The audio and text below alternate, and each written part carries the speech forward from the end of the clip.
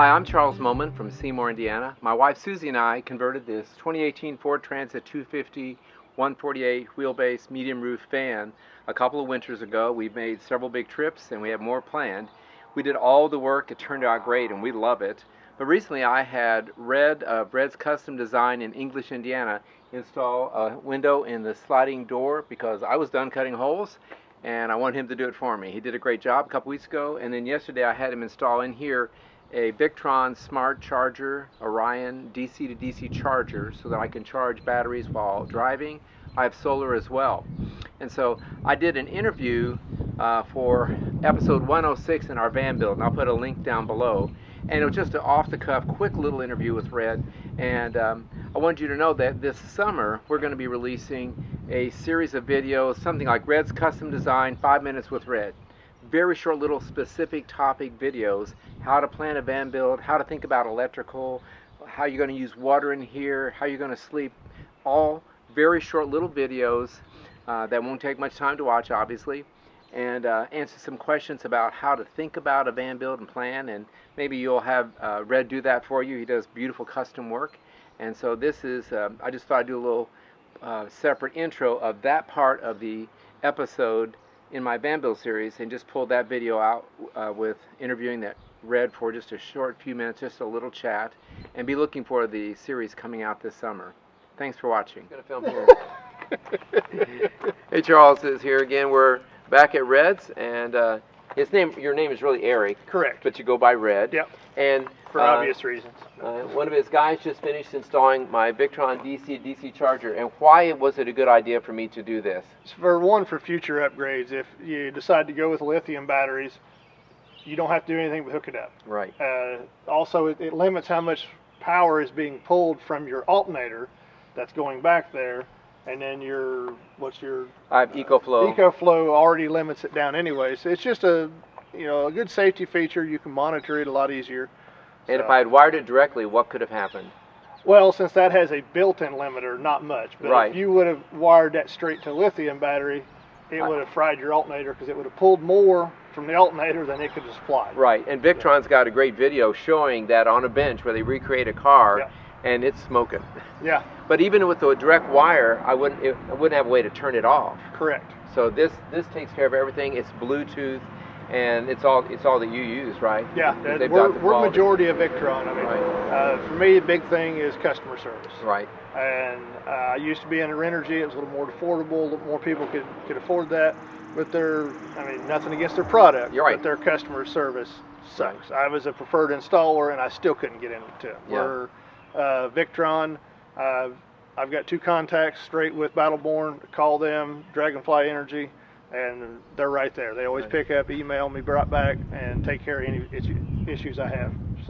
So we are an example of somebody who already did their van build, but Red knew. I called twice. I am not cutting another hole. I mean, if you're new to my channel, we did everything else. We cut all these other holes, but this one made me nervous. It probably shouldn't have. But I was glad to have a pro do it because he just, boom, did it. And then I wanted this wired, and I want it wired directly because I don't want to fry my stuff. Yep. So just tell real briefly, what happens here besides somebody coming in and wants something like this? What's your main thing? Well, we do full van conversions. We do bus conversions, camper repairs. We even build vans in stages. I've actually got a customer in here today. She's coming back for a little bit of upgrades. But if you can't afford to have it done all at one time, as long as we know what your end goal is, so we can plan ahead for it, we can build your van over 2 or 3 years if you need to. We have a bread truck over here that we're converting for a Evansville police officer when he gets ready to retire. He can't afford to do it all right now, but he's going to do a little bit each year till he retires, and then that's what he's moving into. So, it just depends on what works for your budget, your lifestyle, and then trying to adapt. Because if you've never done it before, you don't know what works for you. And you watch videos, and I watched a million before we did this, and you think you know, but we are really pretty happy. We really thought this through, and so there's nothing about how we laid it out too much that we would change at all. But we're lucky because most people think they know, and they think everyone watches the YouTube videos, the Instagram, they want that. and then they actually get out there And reality's not the same. yeah, it looks great in pictures, but they'll either never use it, or it's a pain, just like the dinette. Everyone Yes. wants a dinette bed. Well, they'll put it up and down about 2 or 3 times, and then figure out how big of a pain it is. Yep. And then it stays in the bed, and they go sit outside. Right. So it's just everything looks nice, it sounds good, but until you actually do it.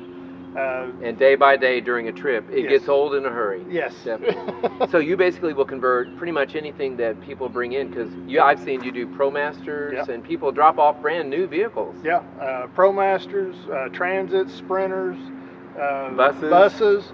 campers, cargo trailers. As long as it is safe and makes sense. Right. I can usually work around most budgets. Yeah.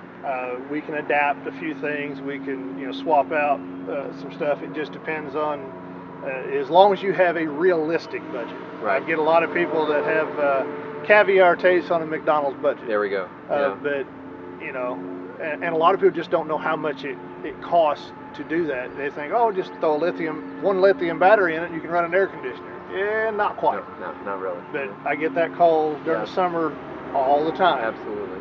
They want to install a solar panel to run their air conditioner. Solar panel doesn't run the air conditioner. It's oversold, yeah. Yeah. So well, I'm hoping to come back again sometime, and I want to do a little series with them, and we'll talk about the planning, how you plan for this, and just a lot of caveats about what works. Like we were just saying, you think something's going to work, and it really doesn't do what you think it's going to do. Like solar is overblown as far as I'm concerned. Depends it's great on where you're going to be at. Where you're going to be and all that, but some people have unrealistic.